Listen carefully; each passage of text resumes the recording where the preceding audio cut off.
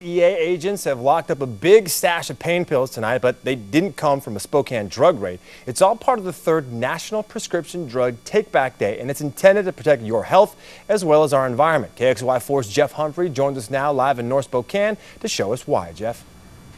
Well, Derek, because of the maturing baby boomer population, medical breakthroughs, doctors are prescribing more drugs than ever before. They're easy to come by. The advent of the drive-through window, you can get your prescription filled without ever getting out of the car. However, safely getting rid of your unwanted drugs, that could be a little more tricky.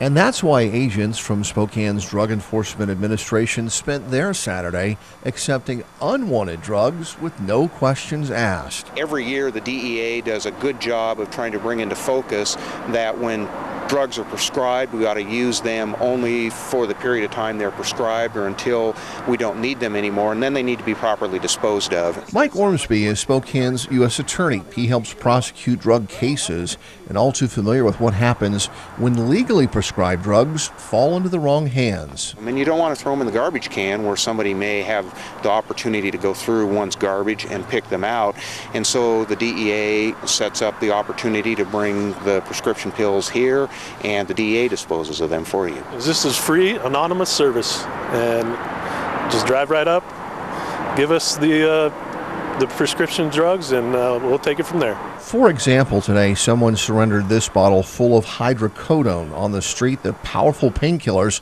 could fetch $400. Now, instead of getting someone addicted, the pills are on their way to the waste incinerator. This past year, the epidemic of the improper use of prescription drugs has just exploded, and I think it's very important to bring people's attention to that. The annual Drug Take-Back Day also helps protect our environment. People who flush their pills like this bottle of antibiotics end up killing off the bacteria that helps digest waste in our water treatment plants. Other drugs that contain metals like lithium can end up back in the Spokane River and act like long-lasting poisons. Now, last year's National Drug Take-Back program collected 180 tons of drugs. That's good news for our kids because a lot of them are swiping their parents' pain pills, and those pharmaceuticals are becoming the gateway drugs that has our teenagers looking for illegal drugs out here on Spokane streets.